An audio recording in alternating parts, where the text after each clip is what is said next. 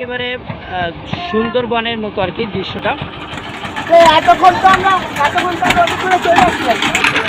আসসালামু আলাইকুম, hello WhatsApp guys, কি অবস্থা তোমাদের? আশা করি সকলে ভালো আছো গাইস। অনেকদিন পর তোমাদের সামনে আরেকটি ব্লগ ভিডিও নিয়ে হাজির হয়ে গেছি।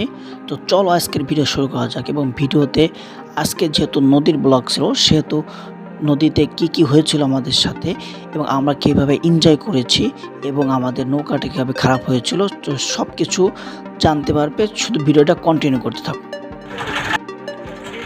আমাদের সাথে কয়েকজন ভাই আছে, আমরা হচ্ছে রূপসার দিকে যাচ্ছি। আর তাছাড়া ভিডিওটা কন্টিনিউ করতে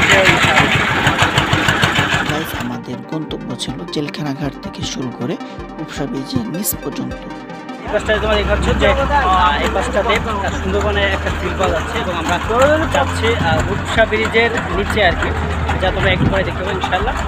ভিডিও কন্টিনিউ করতে গাইস, আপনারা এই অংশটাতে দেখেন যে এই অংশটা সৌন্দর্য এতই মনোমুগ্ধকর যা আপনাকে মুখরিত করবে। কারণ এই অংশটার সৌন্দর্য বলতে গেলে একেবারে সুন্দরবনের মতো আর কি দৃশ্যটা যদি না আসেন তাহলে টের পাবেন না। দৃশ্যটা হচ্ছে যে জেলখানা ঘাটের পাশটাতে যে অংশটা রয়েছে, এই অংশটার সৌন্দর্যটা দেখেন একদম জাস্ট লুকিং লাইট ওয়াও, এক কথায় বলতে গেলে মাশাআল্লাহ। তো গাইস, চলো এবার তোমাদের কিছু সিনেম্যাটিক ভিডিও দেখানো হোক।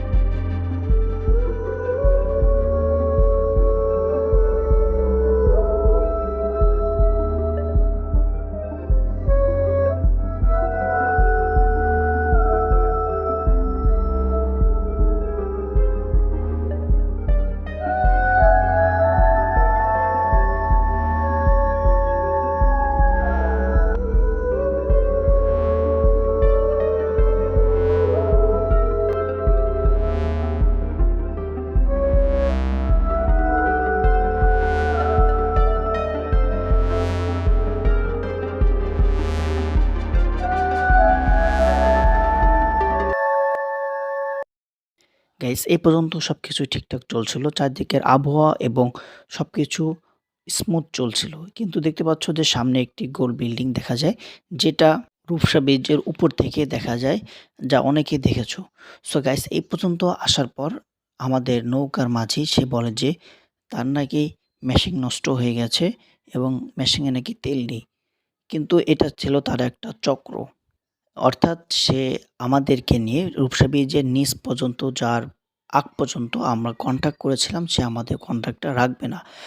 তার কাছ থেকে শুরুতে আমরা যেই সময়টাতে কন্ট্যাক্ট করেছিলাম ৬০০ টাকা দিয়ে, যে ৬০০ টাকায় আমরা ১ ঘন্টা ঘুরবো এবং আমাদেরকে ১ ঘন্টা ঘোরাবে, রূপসা ব্রিজের আগ পর্যন্ত নেবে। এই যে দেখতে পাচ্ছ যে রূপসা ব্রিজের অনেক দূর থেকে আমাদেরকে বলে যে ট্রলার নষ্ট হয়ে গেছে, যার কারণে আর যাওয়া যাবে না। তো এটার পর কি হয় সেটা তোমরা দেখো আর কি।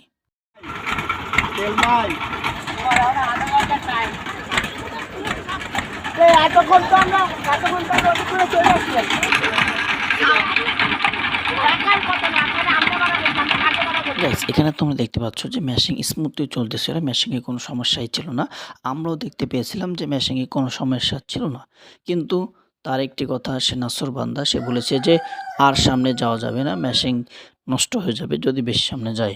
তো আমাদের তখন আর কি করো, তখন আমরা সেখান থেকে ব্যাগ নিয়ে আমরা চলে যাই কলেজ যে ঘাট আছে, কলেজ ঘাটের দিকে যাই এবং কলেজ ঘাটের সামনে গিয়ে আমরা কিছু ফটোশ্যুট করে আমরা চলে আসি, আবার বাড়ির দিকে ব্যাক করি। তো গাইস, আজকে এই পর্যন্তই। সবাই ভালো থাকবে, সুস্থ থাকবে এবং ভিডিওটি ভালো লাগে সবাই লাইক কমেন্ট শেয়ার করে দিবে। সো নেক্সট আরেকটি ভিডিও পাওয়ার জন্য সবাই আমার পেজে ফলো দিয়ে থাকো। সবাই ভালো থাকবে, সুস্থ থাকবে। আসসালামু আলাইকুম। सागर की इन लहरों से गहरा है मेरा प्यार, सहरा